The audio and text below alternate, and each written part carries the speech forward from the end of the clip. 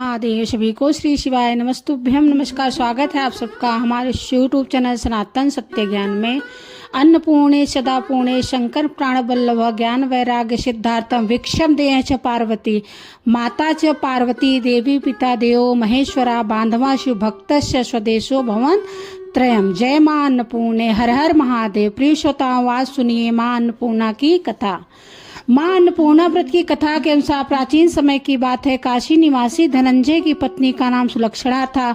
उसे अन्य सभी सुख प्राप्त थे, केवल निर्धनता ही उनके दुख का एकमात्र कारण थी और यही दुख उसे हर समय सताता था। एक दिन सुलक्षणा अपने पति से बोली, स्वामी आप कुछ उद्यम करो तो काम चले, इस प्रकार कब तक चलेगा। सुलक्षणा की यह बात धनंजय के मन में बैठ गई और वह उसी दिन विश्वनाथ शंकर जी को प्रसन्न करने के लिए बैठ गए और कहने लगे, हे देवाधिदेव महादेव विश्वेश्वर, मुझे पूजा पाठ कुछ भी नहीं आता, मैं तो केवल आपके ही भरोसे बैठा हूँ। इतनी विनती करके वह 2-3 दिन तक लगातार भूखा प्यासा बैठा रहा। यह देखकर भगवान शंकर ने उनके कान में अन्नपूर्णा अन्नपूर्णा अन्नपूर्णा इस प्रकार 3 बार कहा। यह कौन क्या कह गया। बस इसी सोच में धनंजय पड़ गया कि मंदिर से आते ब्राह्मण को देखकर वह पूछने लगा, पंडित जी अन्नपूर्णा कौन है। तब ब्राह्मण ने कहा, अरे धनंजय, तू तो अन्न छोड़कर बैठा, इसलिए तुझे हर समय अन्न की ही बात सोचती है।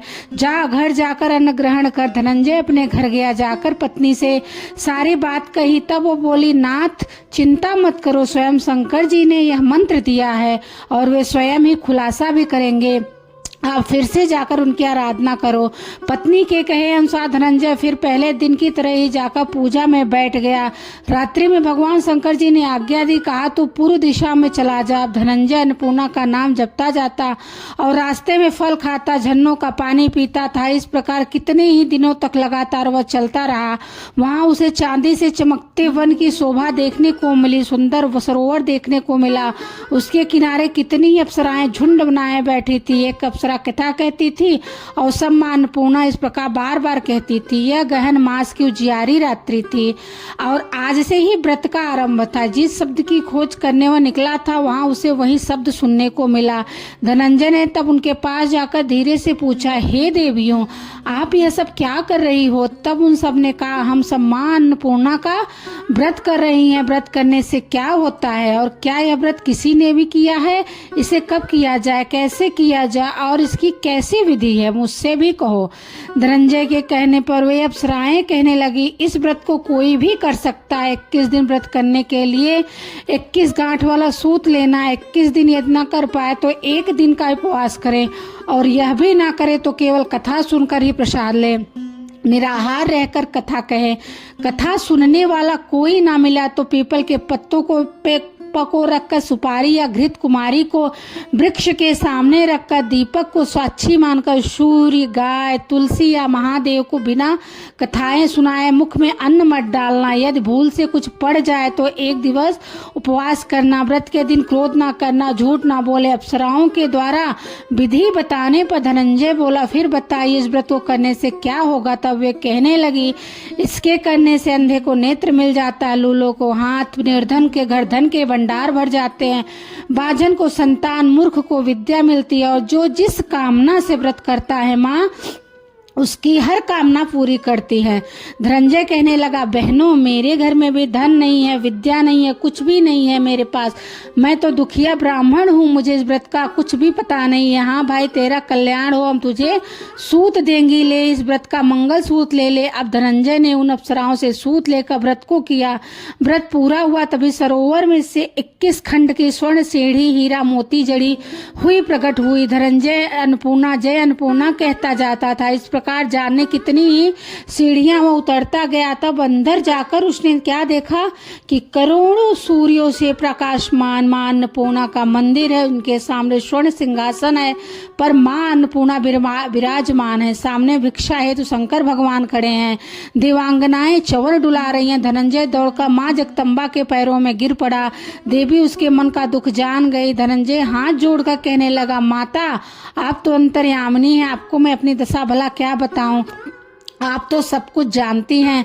तब माता बोली, तुमने मेरा व्रत किया है, जा, संसार तुम्हारा सत्कार करेगा। माता ने धनंजय के जिह्वा पर बीज मंत्र लिख दिया। अब तो उसके रोम रोम में विद्या प्रकट हो गई। इतने में क्या देखता है कि वह काशी विश्वनाथ के मंदिर में खड़ा है। माँ का वरदान लेकर धनंजय घर आया। अपनी पत्नी सुलक्षणा से सारी बात कही। माता जी की कृपा से उसके घर में धन संपत्ति उमड़ने लगी। छोटा सा घर बहुत बड़ा गिना जाने लगा।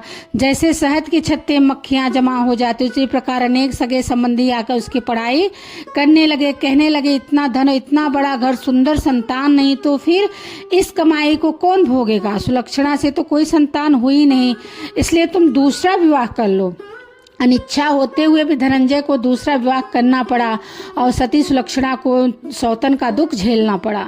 इस प्रकार धीरे धीरे समय व्यतीत होता गया। फिर अगहन मास आया।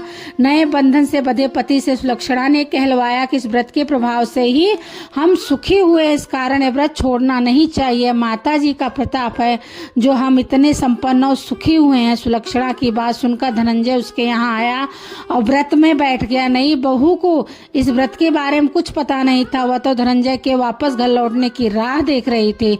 दिन बीतते गए। व्रत पूर्ण होने पर केवल 3 दिन ही बाकी थे। तभी नई बहू को खबर मिल गई।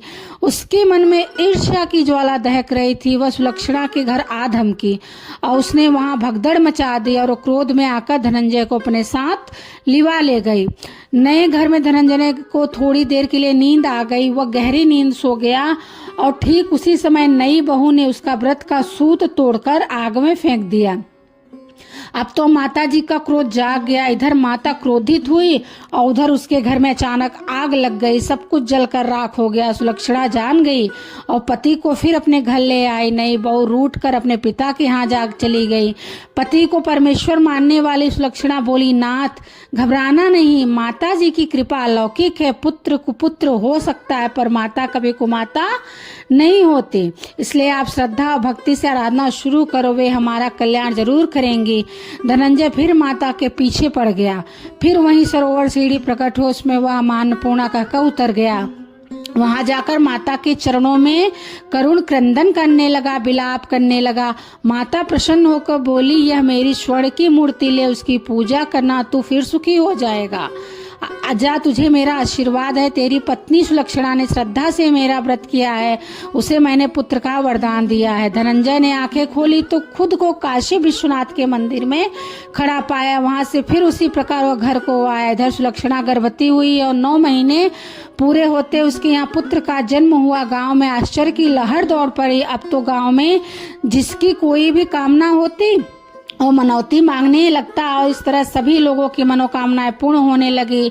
इस तरह उसी गांव के निसंतान सेठ के पुत्र होने पर उसने माता अन्नपूर्णा का मंदिर बनवा दिया। उसमें माता जी धूमधाम से पधारी। यज्ञ हुआ। धनंजय को मंदिर के आचार्य का पद दे दिया गया।